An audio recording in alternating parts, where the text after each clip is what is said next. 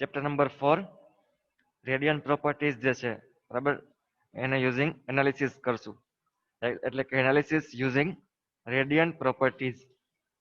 તો આમાં આપણે ફર્સ્ટ જોયું હતું ઇલેક્ટ્રોમેગ્નેટિક રેડિયેશન બરાબર. રેડિયન્ટ પ્રોપર્ટીઝમાં પેલું હતું ઇલેક્ટ્રોમેગ્નેટિક રેડિયેશન. ઇલેક્ટ્રોમેગ્નેટિક રેડિયેશનમાં શું હશે કે જે બે ટુ એનર્જી બરાબર ટુ એનર્જીનું કોમ્બિનેશન છે ઇલેક્ટ્રિક એન્ડ મેગ્નેટિક બંને એનર્જી સાથે મળી અને ઇલેક્ટ્રોમેગ્નેટિક રેડિયેશન જે છે એ બને છે. ઇઝીલી ટ્રાવેલ કરી શકે છે વેક્યુમ અથવા તો સ્પેસમાં. એની ટ્રાન્સમિશનની સ્પીડ જે છે એ 3 × 10⁸ છે. એબ્ઝોર્પ્શન સ્પેક્ટ્રોસ્કોપી જોઈએ તો બીમ જેમાંથી રેડિયેશન જે છે એ આવશે. ઇન્સિડન્ટ રેડિયેશન તે સેમ્પલ હશે કે સેમ્પલમાં થોડુંક છે એબ્ઝોર્બ થશે ને બાકીનું છે એ ટ્રાન્સમિટ થશે. તો ટ્રાન્સમિટ થશે એને કહેવામાં આવશે ટ્રાન્સમિટેડ રેડિયેશન. અને છેલ્લે ડિટેક્ટર જે છે કે જ્યાં આ લાઇટ જે છે એનું ઇલેક્ટ્રિકલમાં કન્વર્ટ થશે ઇલેક્ટ્રિકલ એનર્જીમાં. સો બીમ કે જેમાંથી જે સોર્સ છે જેમાંથી રેડિયેશન નીકળશે સેમ્પલ જે છે એમાં થોડુંક શોષણ થશે થોડુંક એબ્ઝોર્બ થશે ને બાકીનું છે ટ્રાન્સમિટ થશે. શોષણ જે થશે એનું કોન્સન્ટ્રેશન પર આધારિત હશે બરાબર.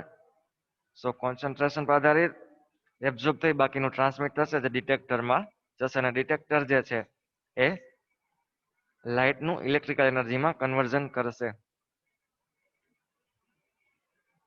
ત્યારબાદ આપણે જોયું તો interaction of radiation with object એટલે કે ઓબ્જેક્ટ સાથે ઇન્ટરેક્શન થાય છે તો કઈ રીતે થાય છે એમાં જોઈએ કે એબ્ઝોર્બ અથવા તો સ્કેટરિંગ થશે. જે ફોટોન જે સોર્સમાંથી આવે છે બરાબર જે ફોટોન્સ જે આવે છે સોર્સમાંથી એનું થોડુંક એબ્ઝોર્બ થશે થોડુંક સ્કેટરિંગ થશે ઓબ્જેક્ટ પાસે અને થોડાક છે એ ટ્રાન્સમિટ થશે. તો આ જે એબ્ઝોર્બ અને સ્કેટરિંગ થાય છે એટલે કે શોષાય છે અને અમુક છે અસ્તવ્યસ્ત વિખરાઈ જાય છે. તો આ જે એબ્ઝોર્બ થાય છે અને સ્કેટરિંગ થાય છે એને એટેન્યુએશન તરીકે ઓળખવામાં આવે છે એટલે કે એનર્જી ઘટે છે જે totally depend on thickness density molecular index and energy of photon. એટલે કે પેલા તો સોર્સમાંથી જે ફોટોન નીકળે છે એની એનર્જી ઉપર સેમ્પલ જે છે એની થિકનેસ ઉપર એની ડેન્સિટી ઉપર અને એના મોલેક્યુલર ઇન્ડેક્સ ઉપર આધાર રાખે છે.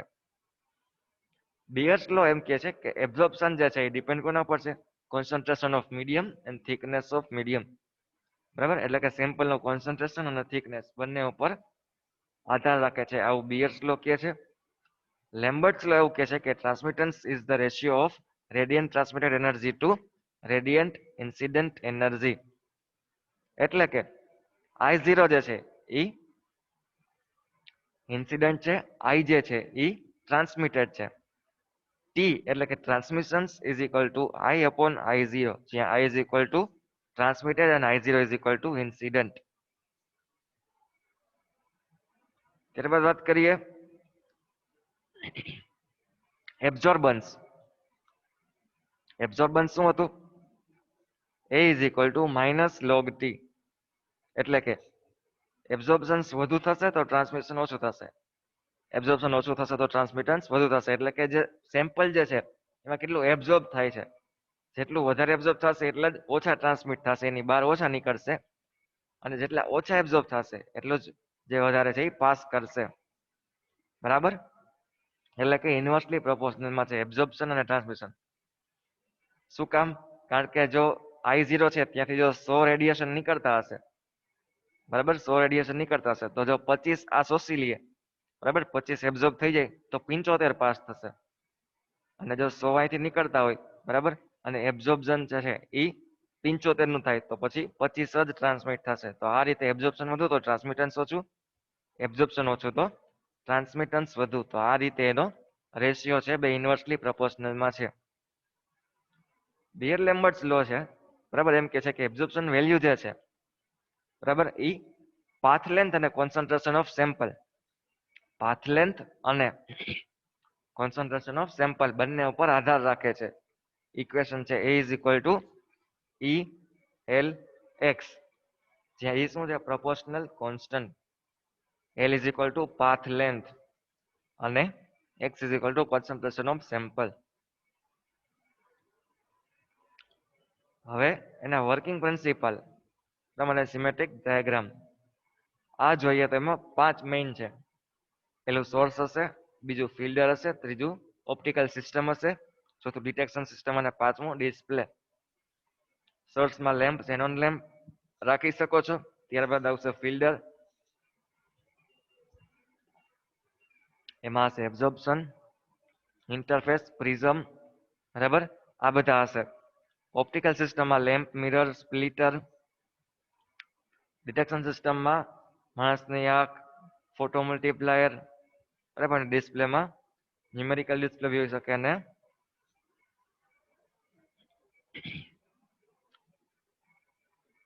ઇન્ડિકેટિંગ ડિસ્પ્લે પણ હોઈ શકે છે.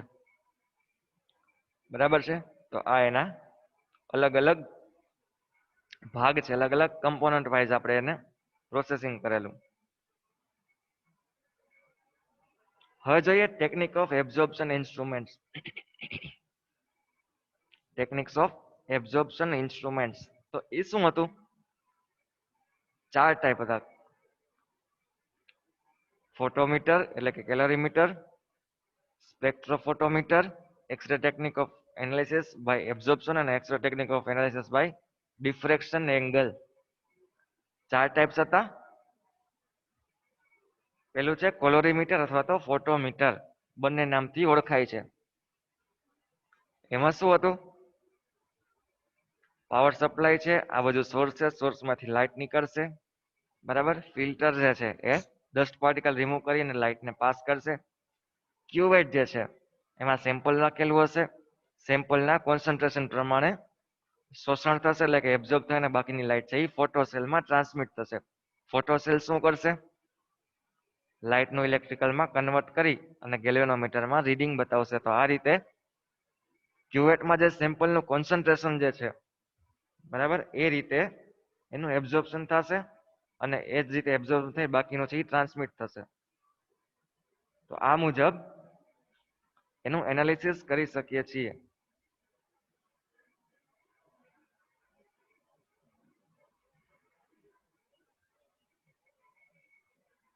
ત્યારબાદ વાત કરીએ સ્પેક્ટ્રોફોટોમીટર. સ્પેક્ટ્રોફોટોમીટર જેમાં સોર્સ છે, સોર્સ ટુ મિરર જશે, મિરર ટુ સી માં જશે, બરાબર. એ પણ મિરર જ છે.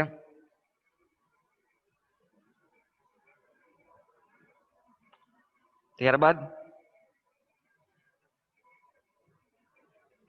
કોલિમેટરિંગ મિરર પર જશે, એટલે કે source to mirror, mirror to mirror M to mirror C, C to E, E એટલે કોલિમેટરિંગ મિરર. ત્યારબાદ જશે પ્રિઝમ એટલે કે એફ, એફ ટુ ફરીથી જશે ઈ માં એટલે કે કોલિમેટરિંગ મીટરમાં.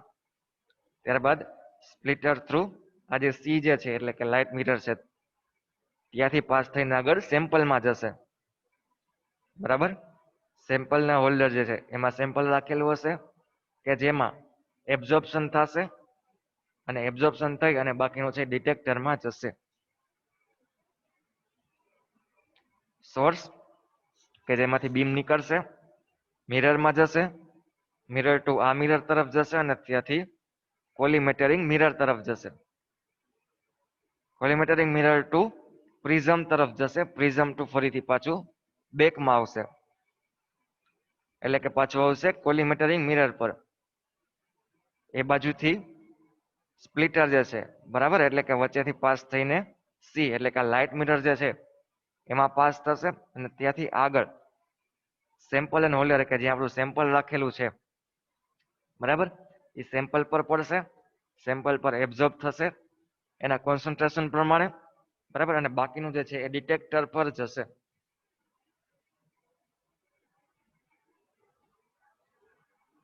સો આ જે મેથડ છે એને કહેવામાં આવે છે સ્પેક્ટ્રોફોટોમીટર.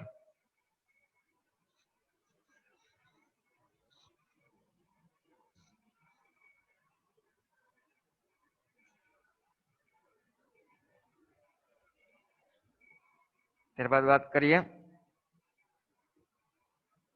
એબ્ઝોર્પ્શન ટેકનિક, બરાબર, X-ray technique of analysis by absorption. X-ray source જે છે બરાબર. ત્યાંથી એક સેમ્પલ અને એક રેફરન્સ. રેફરન્સમાં જે છે એમાં પ્યોર લિક્વિડ છે એ ભરવામાં આવે છે. પ્યોર લિક્વિડ એટલે પ્યોર પેટ્રોલ છે, આ બધા જે પ્યોર લિક્વિડ છે એ ભરવામાં આવે છે. સેમ્પલ સેલમાં છે જે આપણું સેમ્પલ જે છે જેનું એનાલિસિસ કરવું છે એ ફિલ કરવામાં આવે છે.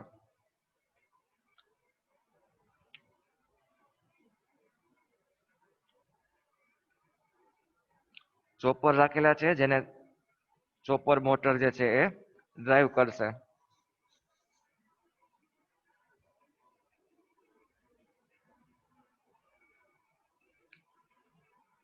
ત્યારબાદ સેમ્પલ સેલનું જે કોન્સન્ટ્રેશન જે છે એ મુજબ એ થોડુંક એબ્ઝોર્બ કરી અને બાકીનું ફ્લુરોસન સ્ક્રીન પર પાસ કરશે. એ જ રીતે રેફરન્સ સેલનું એબ્ઝોર્પ્શન થઈ અને બાકીનું ફ્લુરોસન સ્ક્રીન પર પાસ થશે.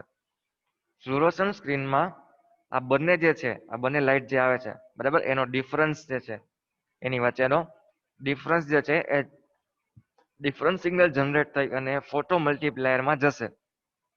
ફોટો મલ્ટીપ્લાયર છે આનું ઇલેક્ટ્રિકલમાં કન્વર્ઝન કરશે અને કન્વર્ઝન કરી અને કમ્પેરેટરમાં જશે. બરાબર, કમ્પેરેટરમાં શું થાય, બંને કમ્પેર થશે. એટલે કે ફ્લુરોસન સ્ક્રીન જે છે બરાબર, એ શું કરશે, આ લાઇટનું ઇલેક્ટ્રિકલમાં, આ લાઇટનું ઇલેક્ટ્રિકલમાં, એ જશે ફોટો મલ્ટીપ્લાયરમાં. ત્યાંથી કમ્પેરેટર જે છે એ આ બંને લાઇટનું કમ્પેરિઝન કરશે અને કમ્પેરિઝન કરીને એ ટાઈપનું એરર સિગ્નલ છે જનરેટ કરશે. અને એ એરર સિગ્નલ જે છે એ ઇન્ડિકેટર જે છે બરાબર એમાં દેખાડશે. અને એ મુજબ એડજસ્ટમેન્ટ માટે સર્વર ડ્રાઈવર રાખ્યું છે કે જે આ જે ચોપર ને થ્રુ છે એ આખું એડજસ્ટમેન્ટ કરશે, કંટ્રોલિંગ કરશે આખું.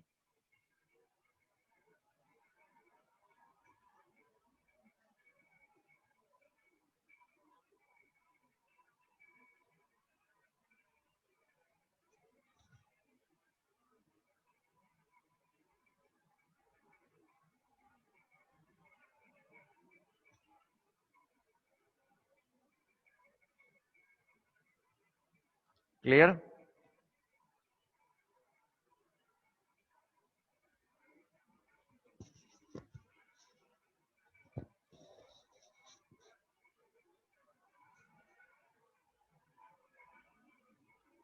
ત્યારબાદ વાત કરીએ ડિફ્રેક્શન એંગલની. તો આ ટાઈપના જે મેથડ જે છે એ ક્રિસ્ટલાઇઝ મટીરિયલ એટલે કે સ્ફટિકમય એટલે કે આપણે જે ઘન સ્વરૂપે હોય છે એ મટીરિયલના એનાલિસિસ માટે યુઝ કરીએ છીએ.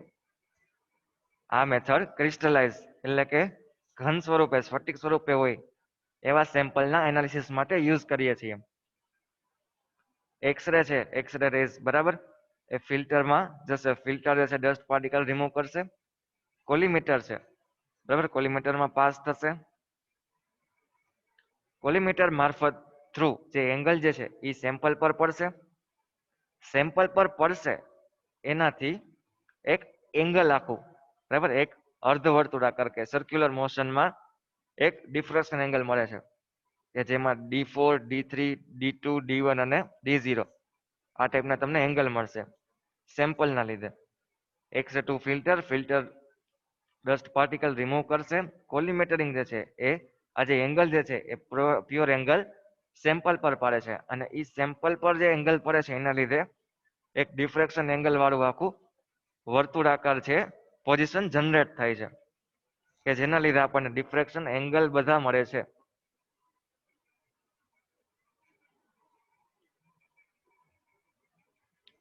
આ જે જુદા જુદા પોઈન્ટ મળે છે બરાબર, એ એંગલ સેમ્પલ બરાબર એટલે કે સેન્ટ્રલ જે છે ત્યાંથી ફિલ્મ પરનું અંતર એટલે કે આ જે અંતર જે છે એ અને એની તરંગ લંબાઈ, આ જે છે તરંગ લંબાઈ તમે પાડો છો બરાબર, આ જે એક્સરે પસાર થઈ છે એની તરંગ લંબાઈ અને આનું ડિસ્ટન્સ, એ બે પરથી તમે ડિફ્રેક્શન એંગલ જે છે એ ગોતી શકો છો. કઈ રીતે? આ જે નિયમ જે છે n lambda is equal two 2d sin phi એટલે કે phi જે છે ડિફ્રેક્શન એંગલ એ તમને આના પરથી મળી જાય છે, આ સૂત્ર પરથી. તો આ રીતે તમે એંગલ વાઇઝ પણ એનાલિસિસ કરી શકો છો ડિફ્રેક્શન એંગલ તરફ. બરાબર, સેમ્પલ ટુ ફિલ્મ એટલે કે આ જે પડે છે તમને બરાબર, એ ડિસ્ટન્સ અને તરંગ લંબાઈ આ બે પરથી તમે એનાલિસિસ કરી શકો છો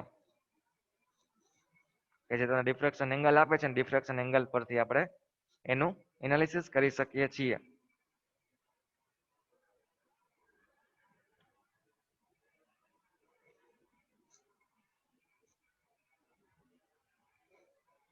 ત્યારબાદ વાત કરી હતી NMR શેના માટે છે કેમિકલ રિએક્શન જે છે મટીરિયલનું કેમિકલ રિએક્શનનું એનાલિસિસ માટે યુઝ થાય છે NMR ન્યુક્લિયર મેગ્નેટિક રેઝોનન્સ કે જે રેડિયો ફ્રીક્વન્સી એબ્ઝોર્પ્શન ટેકનિક પર બરાબર ડિપેન્ડ થાય છે રેડિયો ફ્રીક્વન્સી એબ્ઝોર્પ્શન પર આ ટેકનિક ડિપેન્ડ કરે છે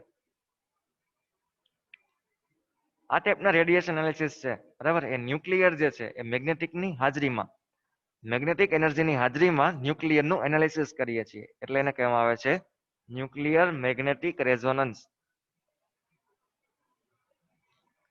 જે MRI મેગ્નેટિક રેઝોનન્સ ઇમેજિંગનો એક ઇમ્પોર્ટન્ટ પાર્ટ છે NMR જે છે એ કેટલાક પરિબળો પર આધાર રાખે છે બરાબર કેટલાક ઉપર ડિપેન્ડ કરે છે તો એ છે nuclear spin nuclear energy level resonance condition NMR absorption spectra relaxation process and chemical shift આટલા પરિબળો ઉપર NMR જે છે એ આધાર રાખે છે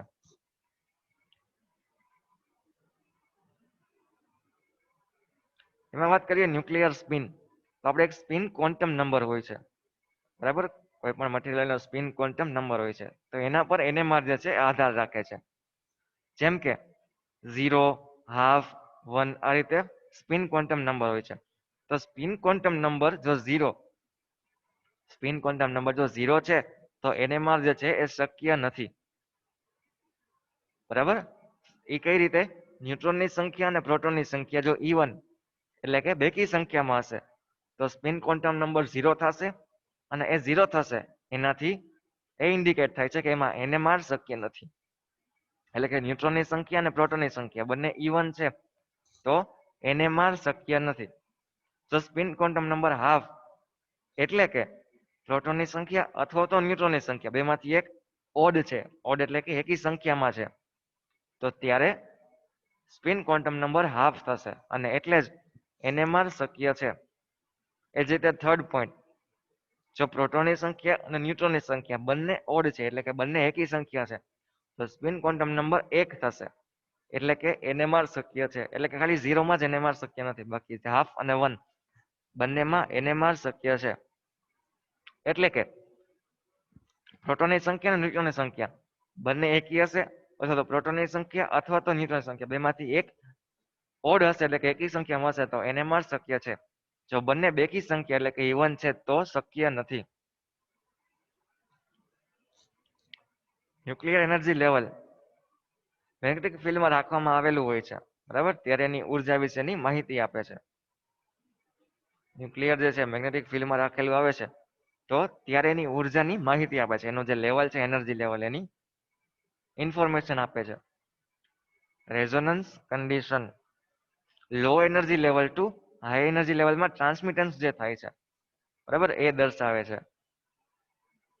NMR એબ્ઝોર્પ્શન સ્પેક્ટ્રા જેમાં રેડિયો ફ્રીક્વન્સી ફિક્સ અને મેગ્નેટિક ફિલ્ડ બદલો ઉપરાંત મેગ્નેટિક ફિલ્ડ ફિક્સ અને રેડિયો ફ્રીક્વન્સી બદલો તો આ ટાઈપના જે વર્ણપટ બરાબર આપણે જે સ્પેક્ટ્રા હોય છે એનું ઇન્ડિકેશન કરે છે NMR absorption spectra relaxation process કે જે રોટેશનલ અથવા વાઇબ્રેશનલ અને સ્ટેબલ મોશન વિશે માહિતી આપે છે એટલે કે રોટેશનલ થતું હોય તો વાઇબ્રેટ થતું હોય તો અને સ્ટેબલ હોય તો એની જે ગતિ બરાબર કઈ છે એ પ્રમાણે એની માહિતી આપે છે કેમિકલ શિફ્ટ નું સેમ્પલ છે બરાબર એનું એક ફોર્મ્યુલા છે H sample minus H reference upon H1 radio frequency જ્યાં H જે છે બરાબર H સેમ્પલ છે સેમ્પલ નો magnetic field H reference means reference નો મેગ્નેટિક ફિલ્ડ અને H1 is equal to radio frequency અહીંયા સુધી ક્લિયર છે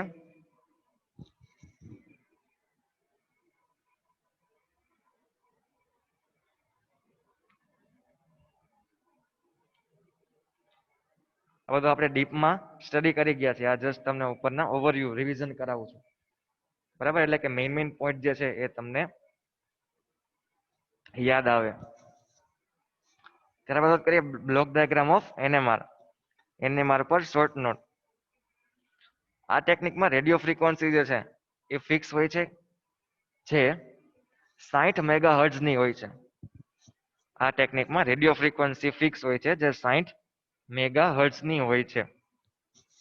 મેગ્નેટિક ફિલ્ડ જે છે, બરાબર, એ 10,000 થી 25,000 ગોસની રેન્જમાં આપવામાં આવે છે.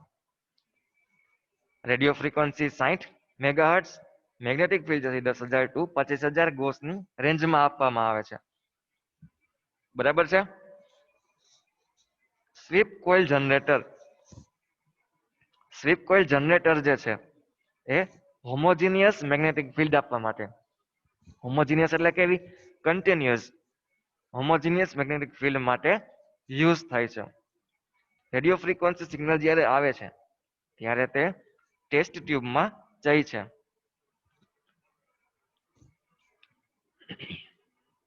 ટેસ્ટ ટ્યુબમાં જાય છે, ટ્રાન્સમિટેડ કોઇલ મારફતે ટેસ્ટ ટ્યુબમાં જાય છે. બરાબર. અમુક જે ઉર્જા છે, બરાબર, એ સેમ્પલ દ્વારા શોષણ થાય છે. બરાબર, આમાં જે અમુક હશે, અમુક એનર્જી જે છે આમાંથી જે રેડિયો ફ્રીક્વન્સી નીકળે છે એની અમુક એનર્જી જે છે એ એબ્ઝોર્બ થાય છે, અને બાકીની જે છે એ રિસીવિંગ કોઇલ દ્વારા રિસીવરમાં જાય, એટલે કે આરએફ એમ્પ્લીફાયરમાં જાય છે, જ્યાં એનું એમ્પ્લિફિકેશન થશે. બરાબર. ત્યાંથી જશે ડિટેક્ટરમાં. ડિટેક્ટર જે છે, બરાબર, એ ડિટેક્ટર થ્રુ ઓડિયો એમ્પ્લીફાયરમાં જશે, જેનું ફરીથી એમ્પ્લિફિકેશન થશે, અને જે ઓસિલોસ્કોપ, બરાબર, ઓસિલોસ્કોપ પર સિગ્નલ છે એ દેખાડવામાં આવે છે.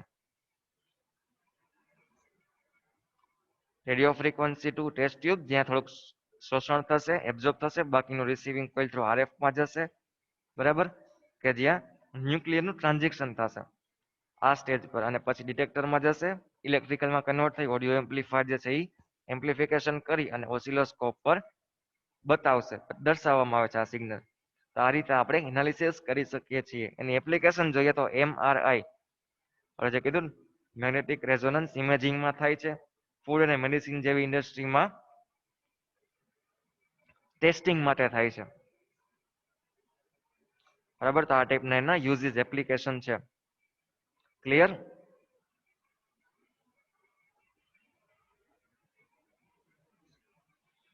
આપણું ચેપ્ટર જે 4 જે છે એનું રિવિઝન આજે કમ્પ્લીટ કર્યું. શોર્ટમાં તમને આખું રિવિઝન કરાવેલું છે, એટલે તમને યાદ આવી જશે. આજે એક વખત જે મટીરિયલ સેન્ડ કર્યું છે એમાંથી આખું ચેપ્ટર વાંચી લેજો, એટલે તમને એકવાર રિવિઝન થઈ જાય ફરીથી. સો આજનો લેક્ચર આપણે કમ્પ્લીટ કરીએ છીએ. નેક્સ્ટ લેક્ચરની લિંક આવે, બરાબર, એમાં જોઈન થઈ જજો.